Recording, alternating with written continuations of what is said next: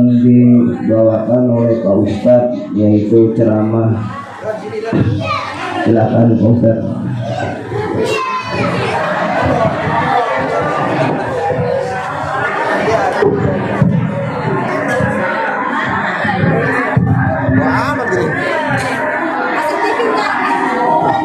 YouTube Darul Gawaah. Bismillahirrahmanirrahim. Assalamualaikum warahmatullahi wabarakatuh.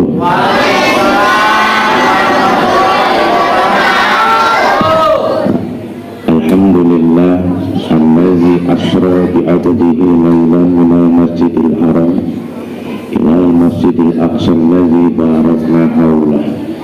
Asyhadu an la ilaha illallah wahdahu la syarika lah wa asyhadu anna Muhammadan abduhu wa rasuluh.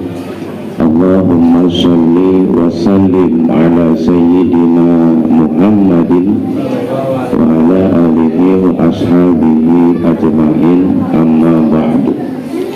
Wala rabbi shrah li sadri wa yassir li amri wahlul 'uqdatam min lisani yafqahu qawli. Qala ta'ala jalla wa 'ala fil Qur'anil Karim, innallaha wa malaikatahu yusholluna 'alan nabi ya ayyuhalladzina amanu shallu 'alaihi wa sallimu taslima. Allahumma sholli wa sallim wa barik alaihi ya Rabbi bil Mustafa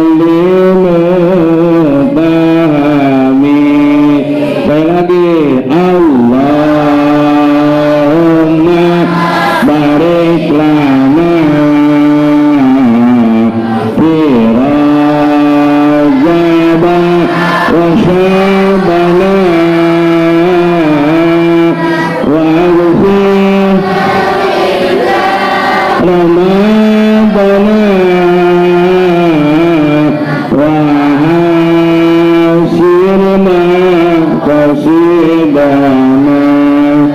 Al-Fatihah. A'udzubillahi minasyaitonirrajim. Bismillahirrahmanirrahim. Alhamdulillahirabbil alamin arrahmanir rahim maliki yaumiddin.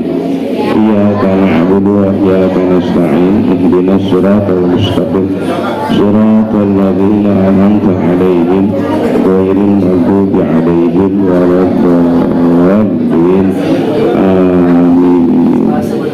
Ibu bapak jamaah, sekarang adalah malam tanggal 27 Rajab, kurang lebih sekitar 1600 tahun yang lalu, bahwa Kangjeng Nabi di Isra dan di Mi'rajkan dari Masjidil Haram ke Masjidil Aqsa, kemudian ke Sidratul Muntaha.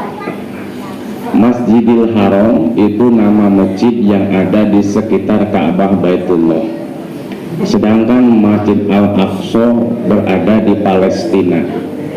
Dari Masjid Al-Aqsa, Nabi melanjutkan perjalanan dari bumi ke langit sampai Sidratul Muntaha. Apa sih Sidratul Muntaha itu? Sidratul Muntaha adalah tempat akhir di mana Allah menciptakan sebuah makhluk, disebut dengan Sidratul Muntaha. Kalau di dalam Al-Quran dibahasakannya adalah aras. Aras itu tempat bersemayamnya Allah, tetapi artinya bukan Allah berada di aras, artinya bukan tempat Allah yang sesungguhnya di aras. Itu hanya tempat akhir daripada penciptaan Allah terhadap makhluk, disebut dengan aras atau Sidratul Muntaha. Aras ini atau Sidratul Muntaha ini sebuah pelataran yang sangat luas, di mana Allah menciptakan makhluk yang terkecil sampai yang terbesar, yang biasa sampai luar biasa. Itu tidak ada satu makhluk manapun yang diizinkan untuk menginjak yang namanya Sidratul Muntaha illa sayyiduna wa maulana Muhammad sallallahu alaihi wa alihi wasallam. 27 Rajab 1600 tahun yang lalu, kira-kira habis Isya. Dulu sebelum 27 Rajab sholat ada, tapi belum teratur. Kira-kira habis Isya Nabi rebahan. Nah dulu kan belum ada TV, belum ada WhatsApp, belum ada Facebook, jadi disebut kita mending HRS WHS. Takang dengan Nabi sesudah Isya beliau rebahan dan tidur. Aneh bin ajaibnya, tiba-tiba dengan seketika langit-langit rumahnya terus lah jadi tembus pandang, kelihatan surga, kelihatan para malaikat. Kemudian lihat samping kanan tembus pandang, kiri tembus pandang. Kemudian ada suara, "Qum ya Muhammad, bangun." Tiba-tiba Nabi dicekram, kanan dan kiri Jibril dan Mikail langsung ditarik, dilentangkan. Dengan tanpa basa-basi Nabi ditusuk dengan pisau, dari tenggorokan sampai atas pusar. Ditusuk, kemudian dibelek.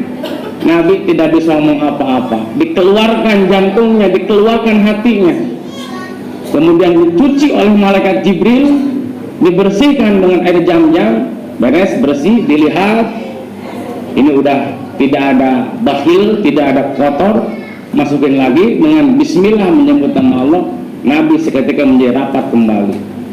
Secara logika, orang dicabut hatinya, ayah bang, entong pun dicabut hatinya, baru ditusuk dari tenggorokan sampai ini, waduh, gesa kumaha nyarinya. Tapi berhubung yang nusuk adalah malaikat Jibril dengan pisau pemberian dari Allah, amanat dari Allah, maka itu pisau tidak mencelakai Kanjeng Nabi.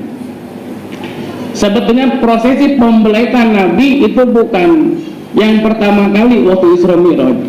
Nabi seusia begini, kurang lebih 7-8 tahun, Nabi pernah dibelek juga.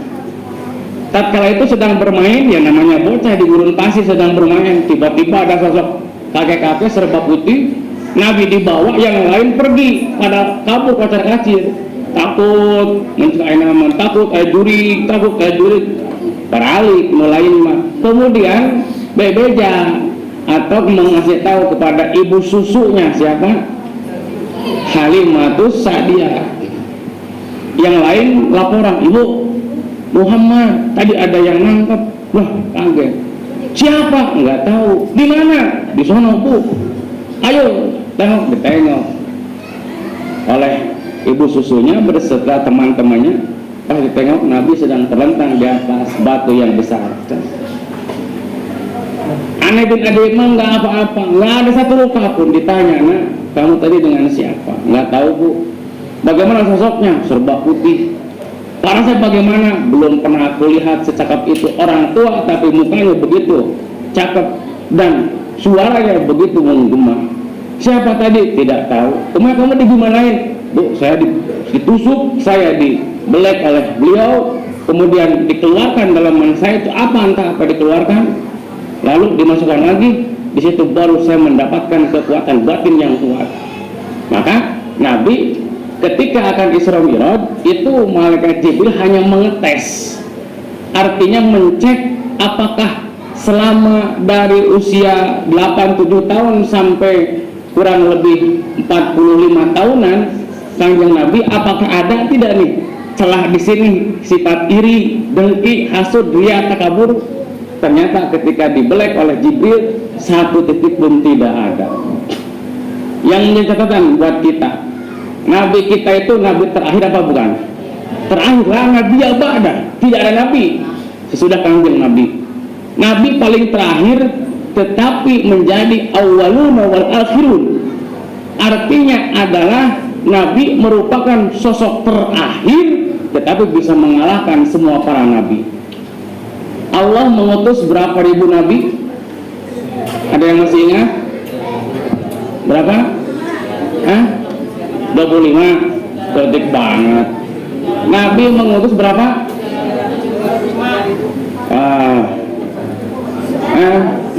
Berapa? 300? Allah mengutus 114.000 Nabi. Catat ayo toa dia. 114.000 Nabi.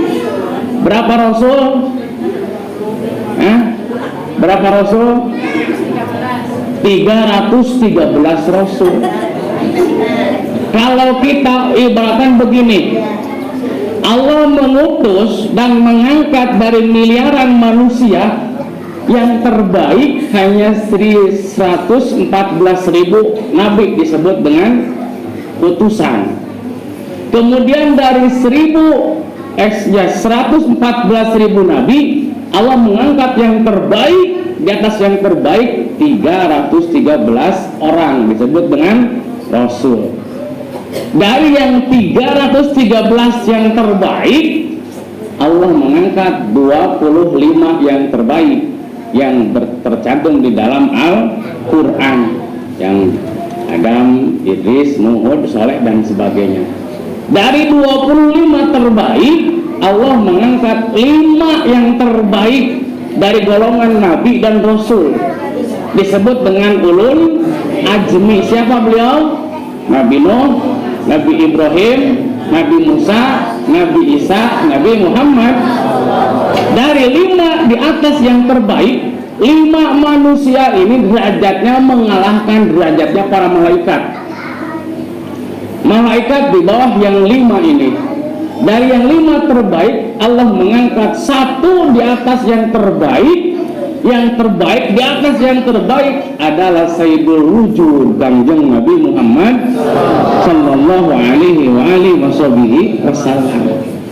Maka kita menjadi umatnya yang tidak pernah melihat, tidak pernah langsung diberikan tausiah, tapi di dalam hati kita punya iman. Itu menjadi modal kelak kita untuk menginjakkan kaki kita ke surganya Allah. Amin. Rajab, Rajaban, satukan, awas menyebutnya satukan ulah Raja Ban gitu. Kemana ya tak? Raja Ban beda. Lamun dipisah Raja Ban Rojab terdiri dari 3 huruf, terdiri dari 3 kata huruf bahasa Arab. Ro, Jim, Ba.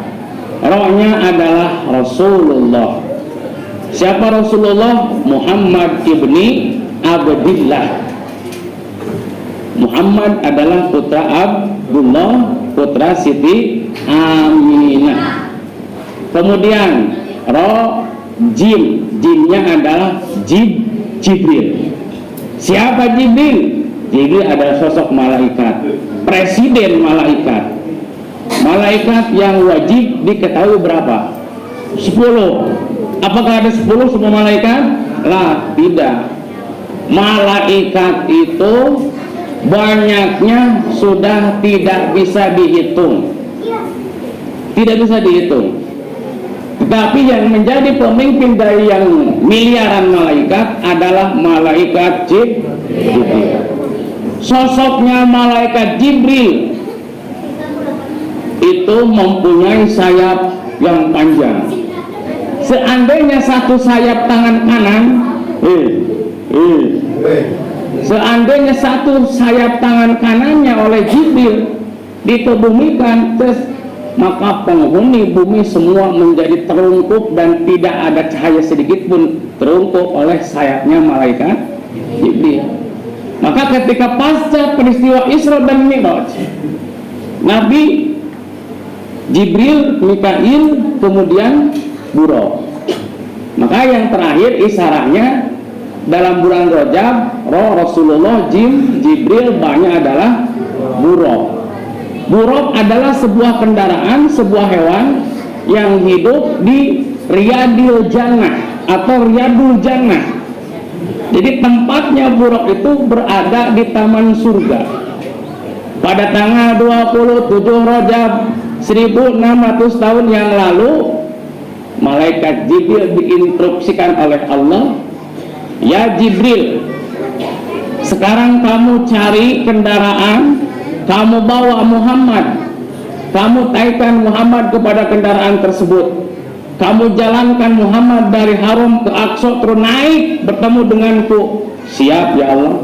Maka Jibril langsung menemui malaikat Ridwan, penjaga pintu surga. Datang, izin dulu ya malaikat Ridwan, saya punya perintah dari Allah untuk mengambil sebuah kendaraan untuk Isra dan Mi'rajnya kekasihnya. Oh, untuk Muhammad? Iya, silahkan cari. Pada waktu itu malaikat Jibril langsung masuk ke surga. Dilihat di Riyadul Jannah, taman surga, itu melihat ada 40.000 buraq banyaknya. Berapa? 40.000 buraq.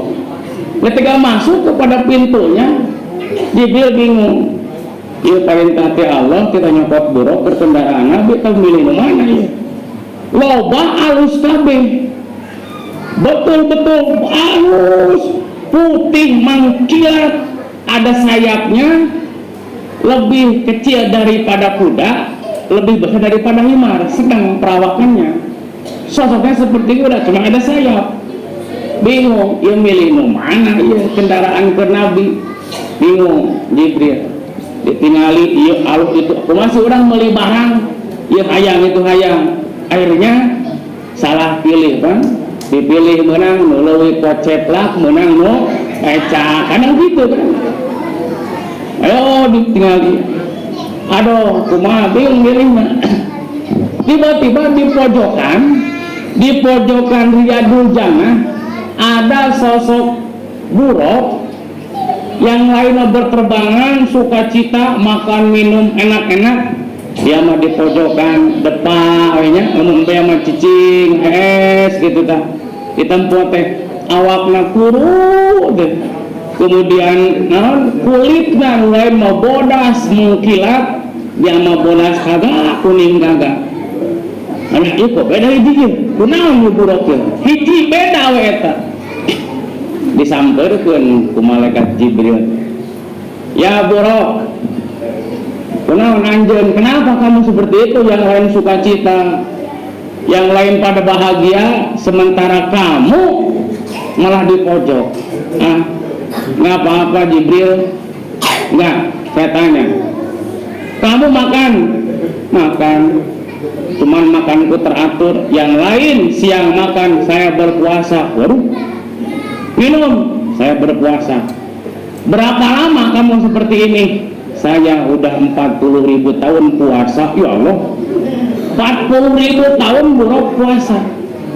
Kaget, kenapa kamu bisa seperti ini? Padahal yang lain lihat pada main. Kata buruk, begini Jibril ceritanya. Ketika Allah menciptakan aku dan teman-temanku, aku kaget.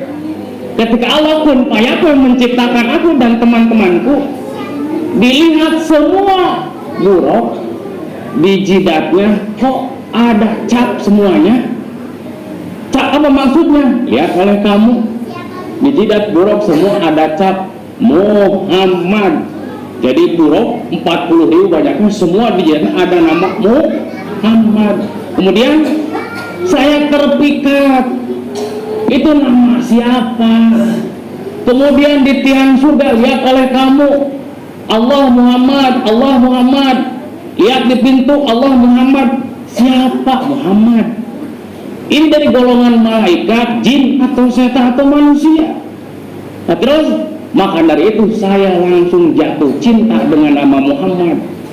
Maka aku berdoa sampai saat ini, tak henti-henti saking penasaran aku ingin bertemu dengan yang namanya Muhammad. Seperti apa Allah sampai mengagungkan seperti itu? Oh, ini pas, kata malaikat Jibril. Ini yang harus kubawa. Ini ketukan Allah. 40.000 tahun dia berdoa ingin ketemu dengan Rasul, dengan Muhammad. Saat ini aku bawa kamu dalam hati Jibril.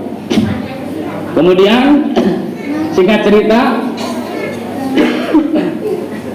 kata Jibril, bro, apa Jibril?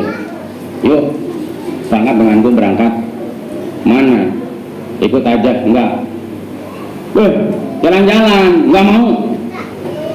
Ya atuh 40.000 tahun puasa, bola-bola dek-dek jalan-jalan, langsung ayahnya. Langsung Gus, enak mah kieu, bro.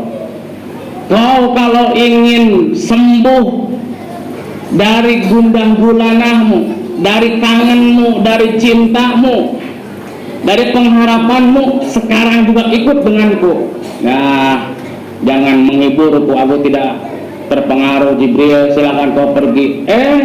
Ayo, ikut nggak denganku? Oh, ke mana tuh? Jalan-jalan, ayo. Mau nggak cara peluse? Cek buruk kan? Dirayu terus oleh Jibril, ikut tidak? Maka kata buruk, ya udah tunggu saya Gus, orang milu Gus. Akhirnya ikutlah buruk dengan Jibril. Ayo, kemana? Ikuti di belakangku. Jibril kan dengan buruk nggak jauh beda, punya sayap, terus terbang. Kamana tuh Jibril tuh jauh-jauh tinggi di surga, reka mana tuturkeun wae tong loba omong. Pokoknya maneh akan kaubaran, akan sembuh dari segala penyakit untuk malam ini. Bos, tiba-tiba, kok gak dia sih? Itu mah Ka'bah kan? Wah, Ka'bah. Eta Masjid Haram? Iya. Turun.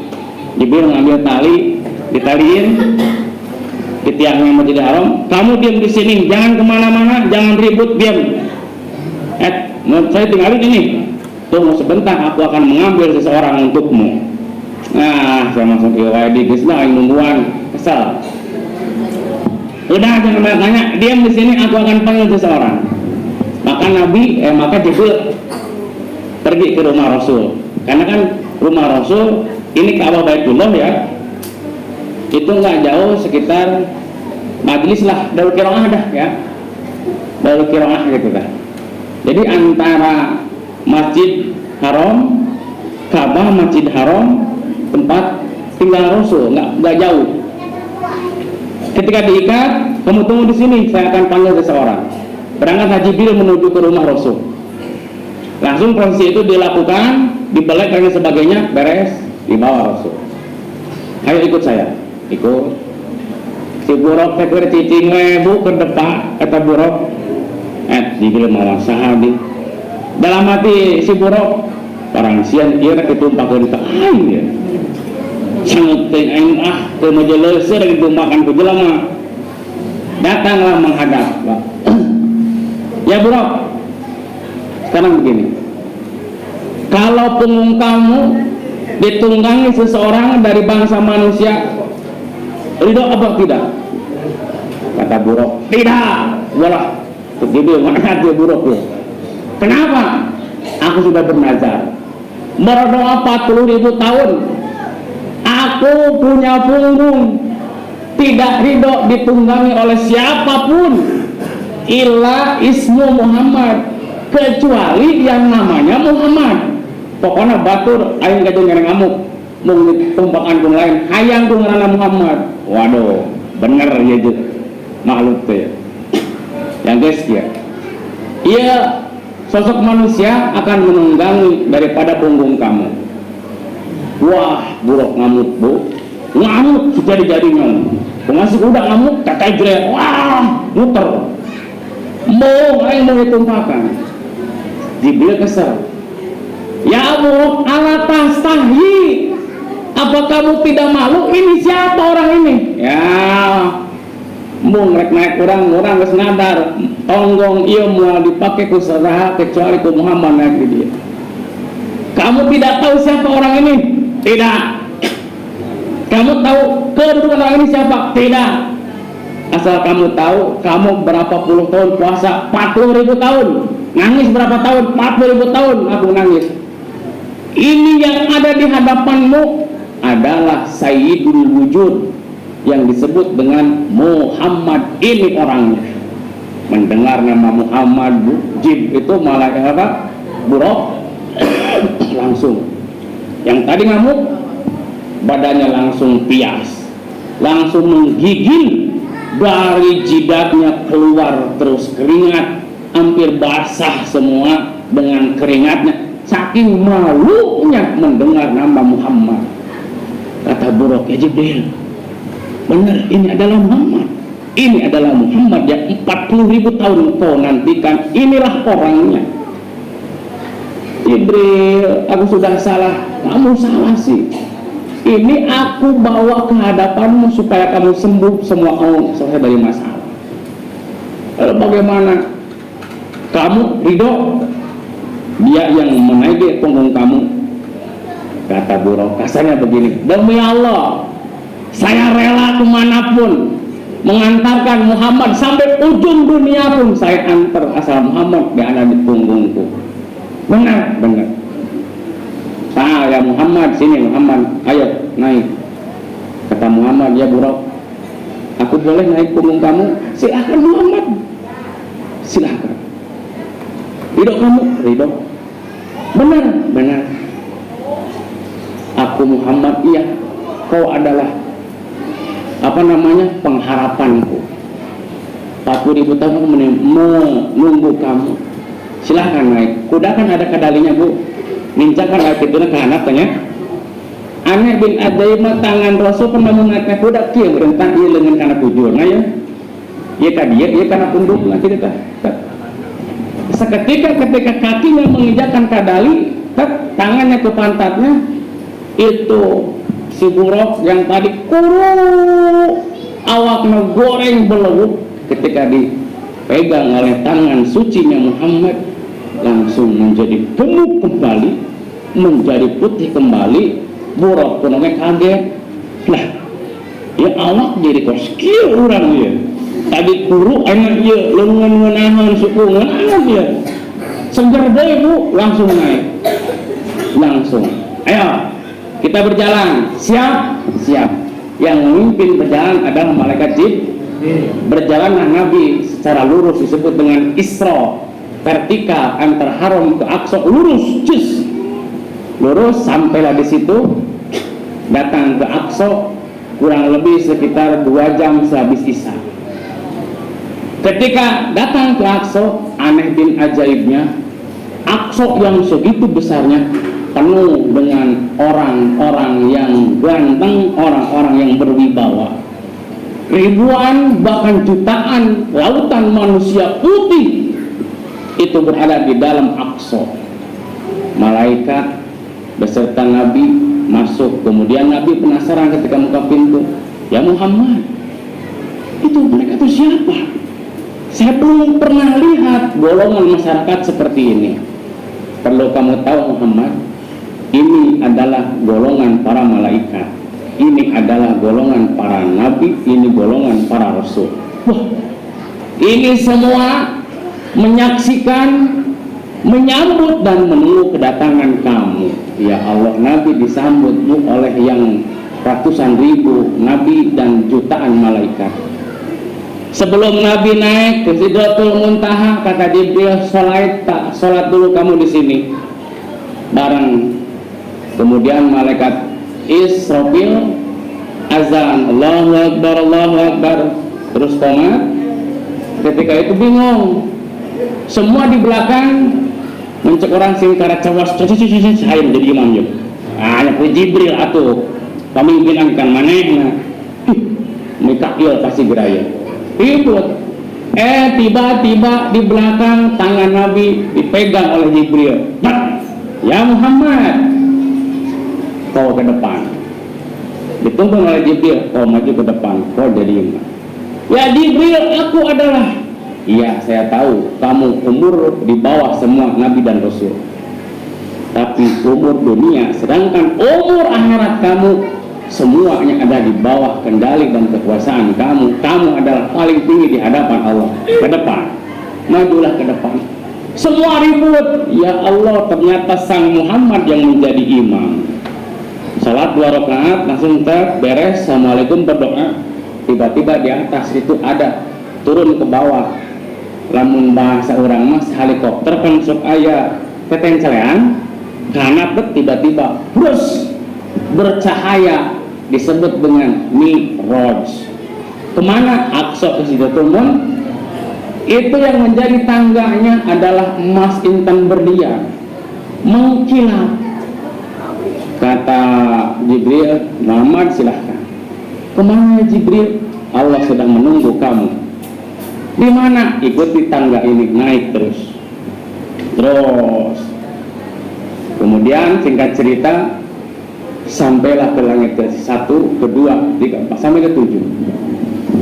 Ketika langit ke-7, Jibril, Buraq, Mikail senantiasa berada di samping kanannya beserta yang menjadi kendaraan adalah Buraq. Semua terdiam.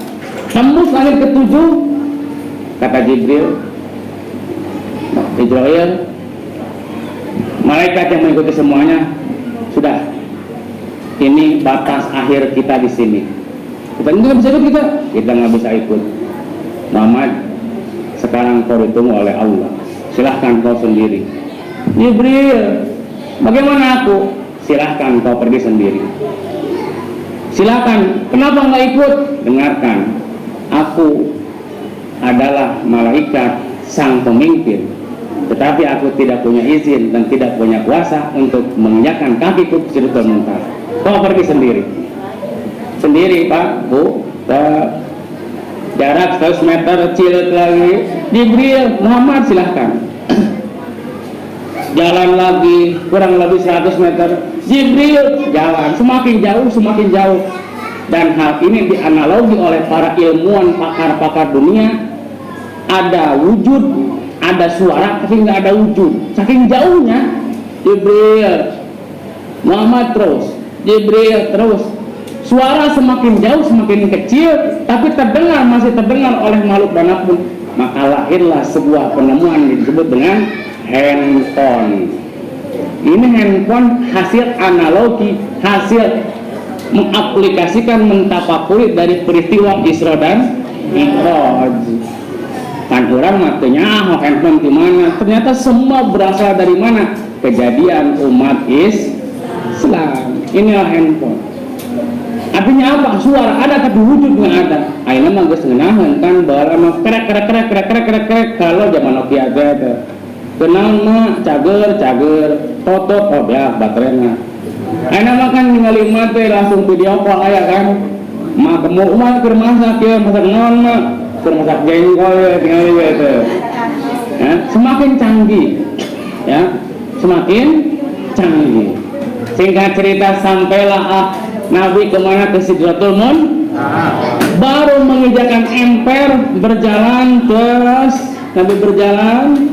Kemudian Nabi mengucapkan At-tahiyatul mubarakatuh sholawatu thayyibatu lillah. Kata Nabi, duhai Allah, segala penghormatan, segala apapun itu hanya kepadamu kuserahkan semua ya Allah.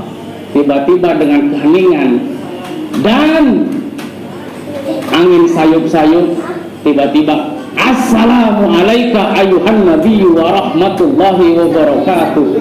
Mendengar suara awal tanpa wujud, Nabi gemetar bu. Nabi gemetar, ini siapa ini?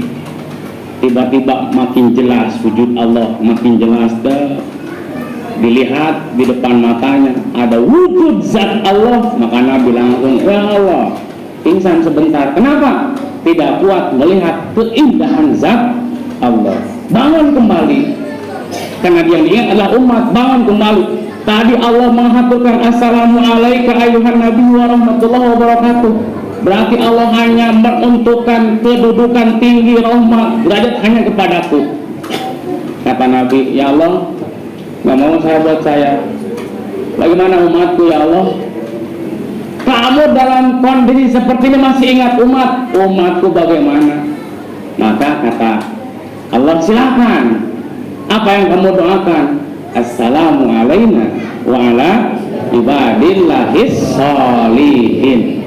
Maka percakapan Isra dan Mi'raj oleh Allah diabadikan terus dan terus di dalam sholat 5 waktu. Disebut dengan tahiyat awal atau akhir. Itulah dialognya Allah dengan Rasul. Kalau dibahas bu tentang perjalanan Isra sangatlah panjang. Itu hanya sedikit. Mudah-mudahan dengan diadakan peringatan takdiman wa takriman Isra dan Mi'raj ini kita mendapatkan barokah kanjeng Nabi. Semua hajat dan doa kita dijabah Allah. Anak-anak kita dijadikan anak yang soleh dan solehah. Rumah tangga kita sakinah mawadah warahmah. Kemudian kita panjang umur beserta sehat. Amin. Al-Fatihah. Alhamdulillahirabbil alamin arrahmanir rahim maliki yaumiddin iyyaka na'budu wa iyyaka nasta'in ihdinas siratal mustaqim siratal ladzina an'amta 'alaihim ghairil maghdubi 'alaihim waladdallin. Amin. Cukup sekian bahasan dari saya, mohon maaf bila ada kesalahan. Assalamualaikum warahmatullahi wabarakatuh.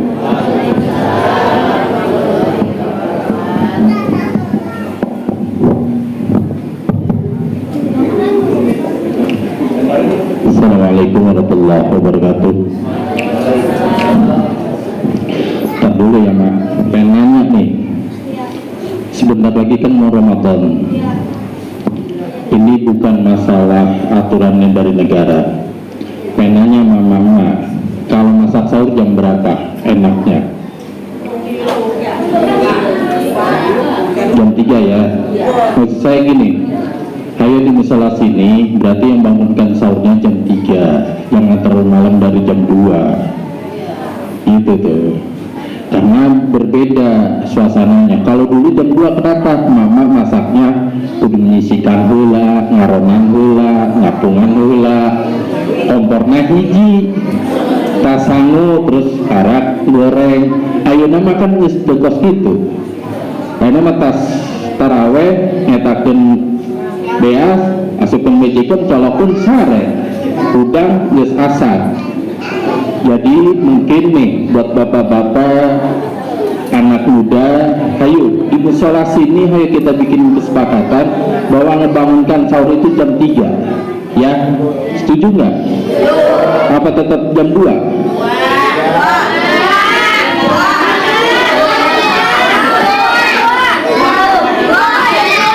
Iya, soalnya kan gini, maaf saja ya kita saling menghormati. Ada yang kerja pulangnya jam 11, jam 2 udah ya maaf saja udah dibangunkan, besokannya kerjanya udah, nah apalagi kerja sambil puasa, istirahatnya kurang.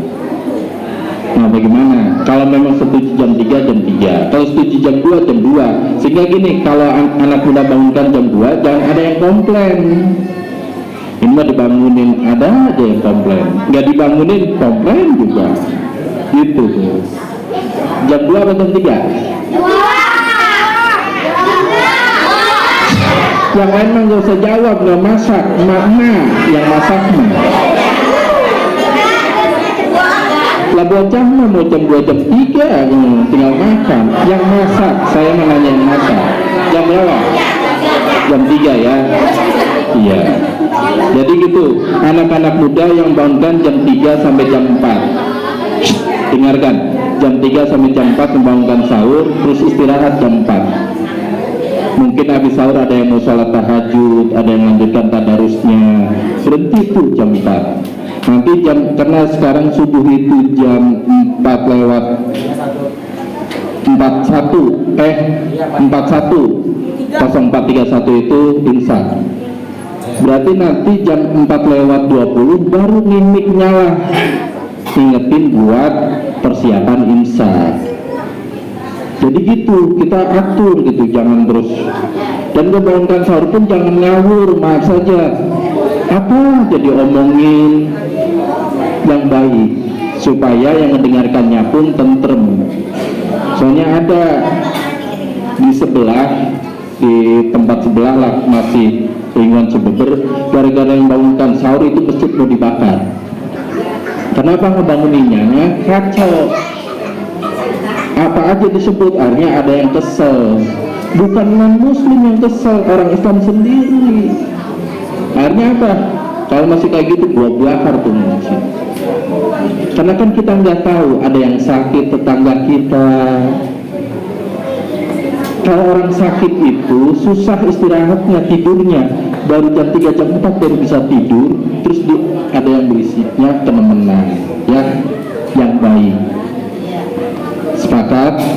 Kalau sepakat berarti nanti kalau ada yang bangunkannya nggak baik, saya kalau negurnya enak gitu, bukannya karena kejem. Kita memperbaiki lingkungan kita semakin lama supaya semakin baik.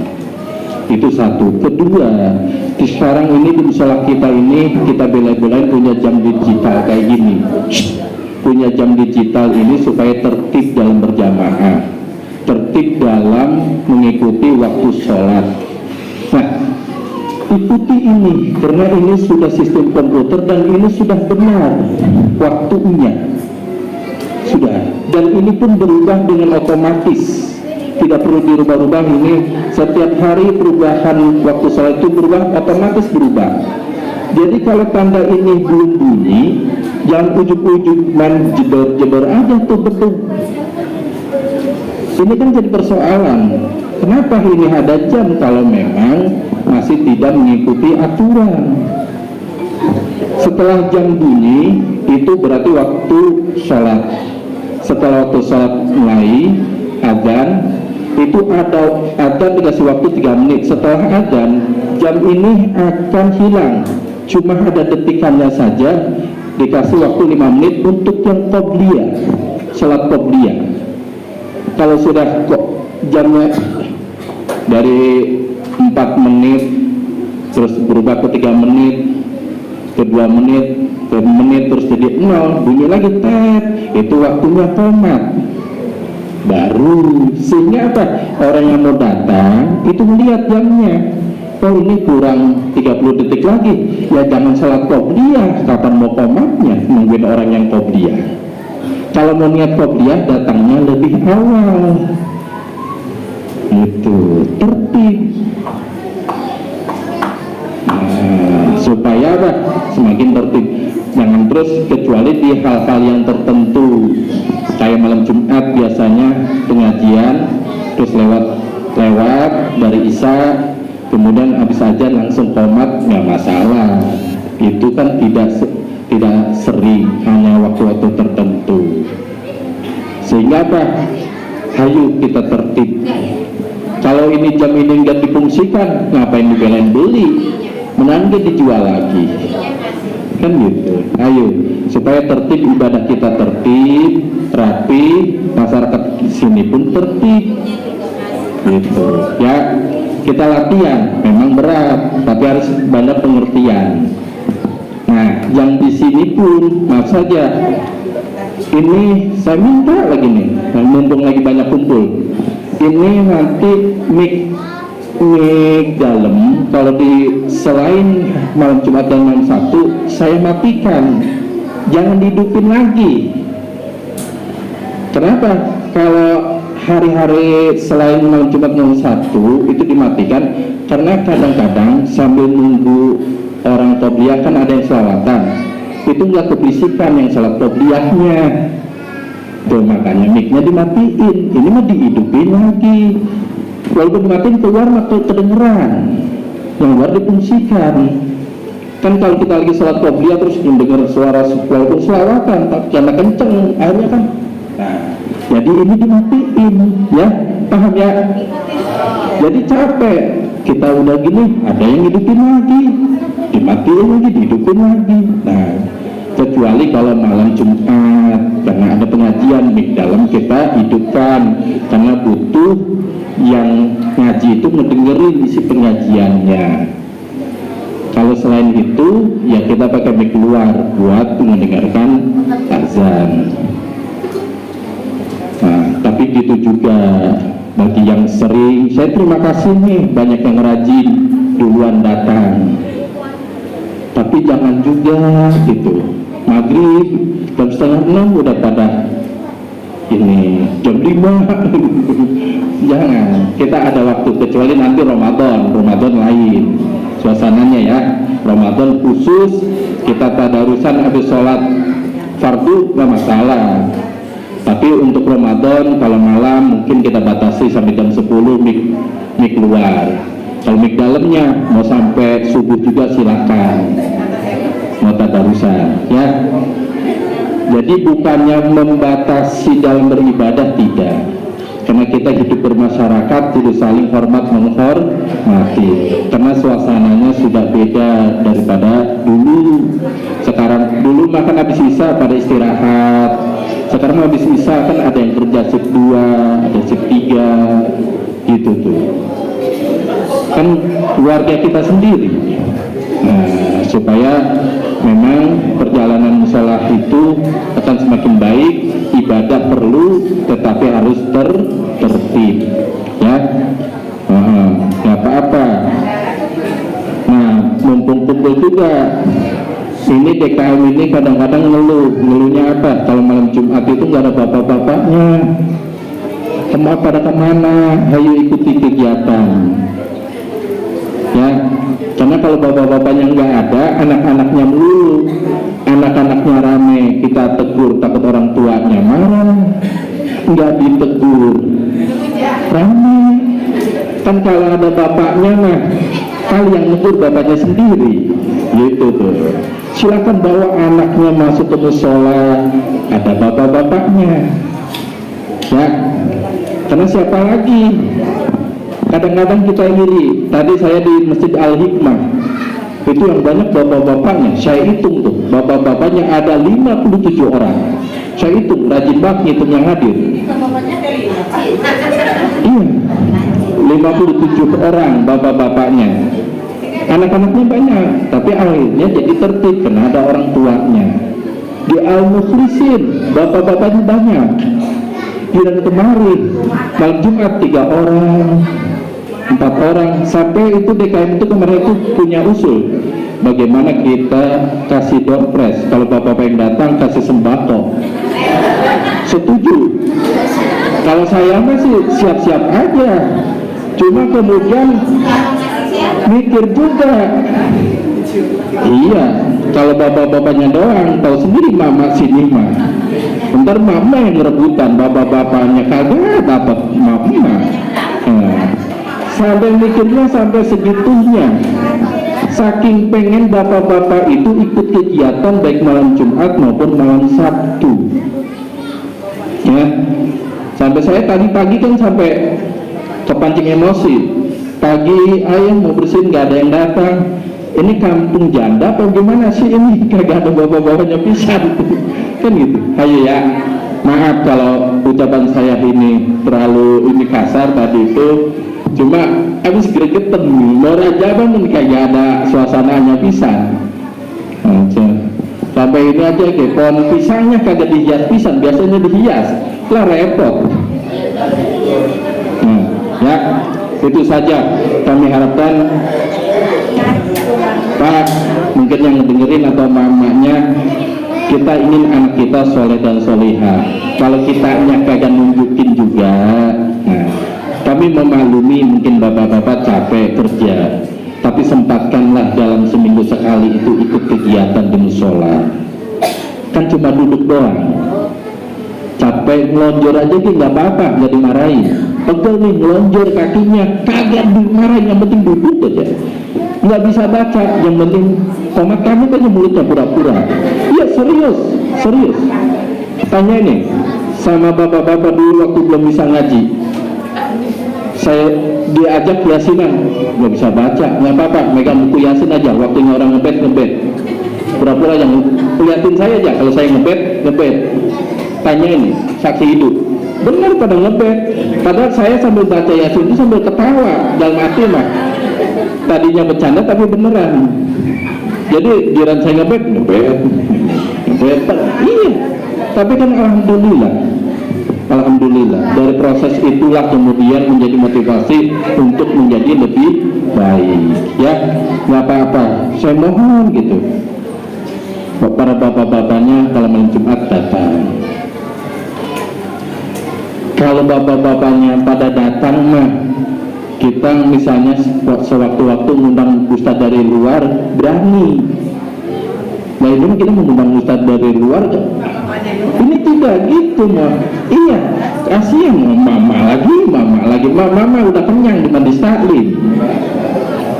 Gitu tuh, mengundang malu, yang datang kadang membotang, mengamai.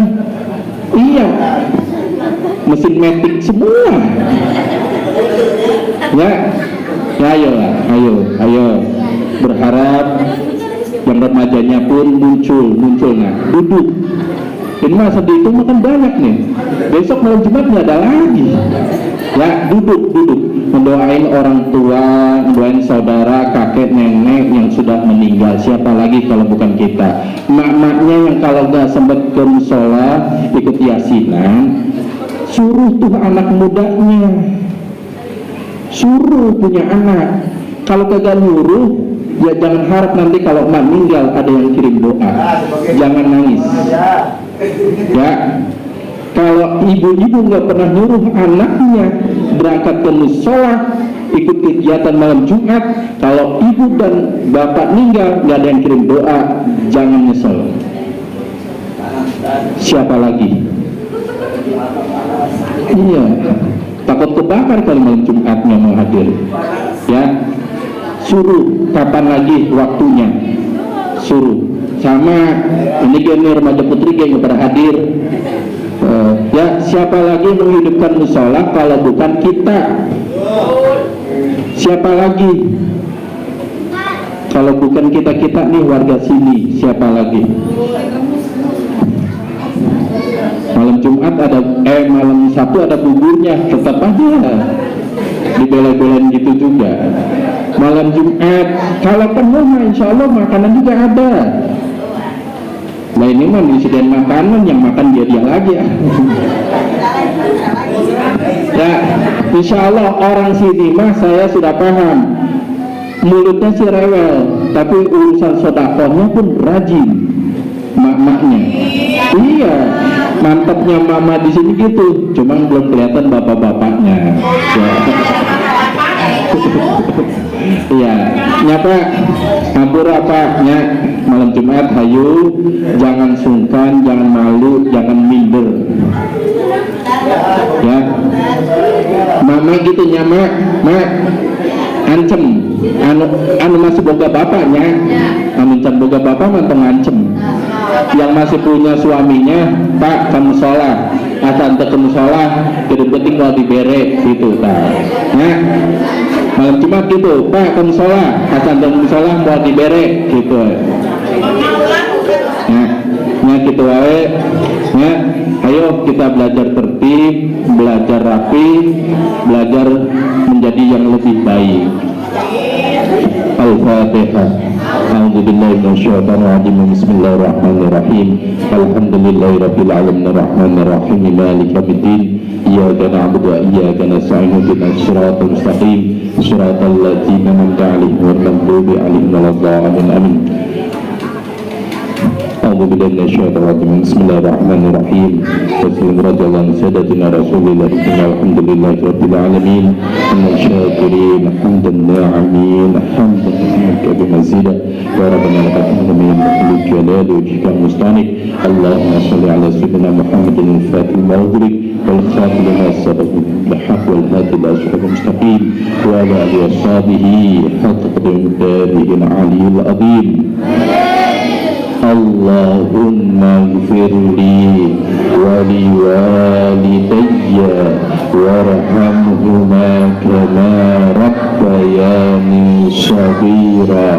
Allahumma ighfirli wa liwalidayya warhamhuma kama rabbayani shaghira. Allahumma ighfirli waliwalidayya warhamhuma kama rabbayani shaghira. Allahumma ighfir lana dhunubana wa li ikhwanina wa walidina wa li asatina wa talamidina wa jami'il muslimina wal muslimat wal mu'minina wal mu'minat wa la hawla wa la quwwata illa billahil aliyyil ya muqallibal qulub tsabbit qalbi ala dinik. Allahumma ihdina siratal mustaqim siratal anbiya wa mursalin wa syuhada wa salihin. Rabbana zalamna anfusana wa illam taghfir lana wa tarhamna lanakunanna minal khasirin. Rabbana atina min ladunka rahmatan wa hab lana min amrina rasyada. Rabbana atina fid dunya hasanah wa fil akhirati hasanah wa qina adzabannar. Subhana rabbika rabbil izzati amma yasifun wa salamun alal mursalin walhamdulillahi rabbil alamin. Minta hadiah Fatihahnya buat orang tua kita yang masih sakit, Maina, Umija, dan mungkin wabil khusus kepada Teh Lela yang masih di rumah sakit. Mudah-mudahan Allah Subhanahu wa Ta'ala mengangkat penyakitnya dan segera diberikan kesembuhan, dan mudah dengan barokahnya malam Rajab ini, malam Isra Mi'raj, Allah Subhanahu wa Ta'ala mengabulkan niatan kita, hajat kita. Al-Fatihah. A'udzubillahi minasyaitonir rajim. Bismillahirrahmanirrahim. Alhamdulillahirabbil alamin. Arrahmanir rahim. Maliki yaumiddin. Iyyaka na'budu wa iyyaka nasta'in. Ihdinas siratal mustaqim. Siratal ladzina an'amta 'alaihim ghairil maghdubi 'alaihim waladdallin. Amin. Konsumsi ada nggak? Ada. Jangan ada yang bangun, diam, duduk. Yang bagiannya lebih baik disamperin. Kalau bangun mah rebutan, jangan. Ambilin, kasih satu, diam, diam. Nggak boleh. Kalau itu mah ramai.